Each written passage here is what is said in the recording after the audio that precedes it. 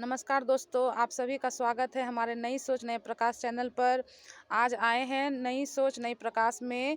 हमारे एक टॉपिक है जो कि 84 जन्मों का चक्र है। इसमें बताया गया है 84 जन्मों का चक्र हम लोग किस तरह फिरते हैं, किस तरह लेते हैं।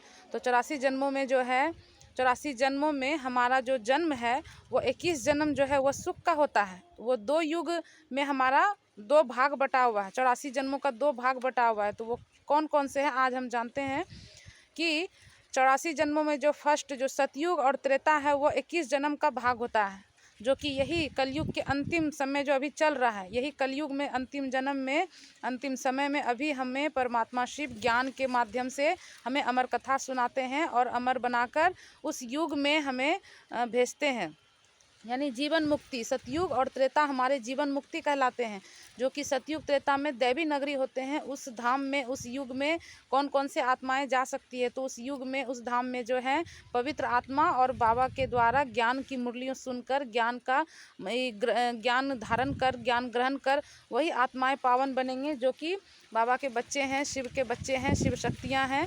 तो वो सब बच्चे जो पूर्ण हो रहे हैं, जो शिव शक्तियाँ बन रहे हैं, वो आप भी हो सकते हैं। ऐसा नहीं समझिए कि आप नहीं हैं, जो सुन रहे हैं इस वीडियो को आप भी हैं। तो अगर शिव शक्तियाँ आप बनना चाहती हैं तो परमात्मा के ज्ञान को यूँ ही सुनते रहें और अपने जीवन में दैवी गुण धारण करें और अपने जीवन में यह मौका आने के लिए भाग बनाएं, ताकि आप भी उस युग में सतयुग त्रेता में जा सकें और इस जन्म को समझ सके, सृष्टि चक्र को समझ सके।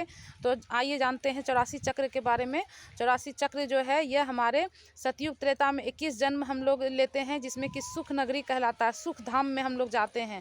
उसके बाद द्वापर जो है, द्वापर हमारा जो जन्म होता है, द्वापर से जो स्टार्ट होता है, द्वापर और कलयुग, यह 63 जन्मों का हमारा जीवन होता है। तो 63 जन्मों का जो जीवन है यह दुख धाम का जीवन होता है, यानी दुख का जीवन होता है। द्वापर से ही हमारा जीवन में दुख आता है।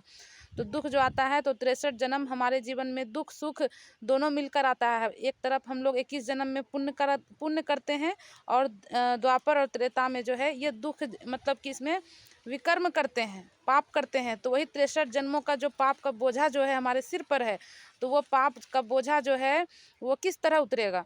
तो यही जन्म, यही समय, यही अंतिम समय में, कलयुग के अंतिम समय में अभी जो पाठ चल रहा है, यह बहुत ही महत्वपूर्ण समय है अभी के समय में, जो कि हमारे जन्मों जन्मों का पाप कटता है। इसके बाद कोई जन्म ऐसा नहीं होगा कि पाप कटने के लिए आपको मौका दिया जाएगा। यही जन्म में, यही समय में, क्योंकि परमात्मा सृष्टि पर आए हुए हैं और परमात्मा ही हमें मार्ग बता रहे हैं कि हमारा जो जन्म है वो कैसे सार्थक होगा, हमारे जन्म का जितने भी पाप है वो कैसे धुलेंगे। तो परमात्मा के साथ जुड़े रहिएगा, तभी आपका परमात्मा जो है आपके जन्मों का पाप खत्म करेंगे और आगे के मार्ग प्रशस्त करेंगे।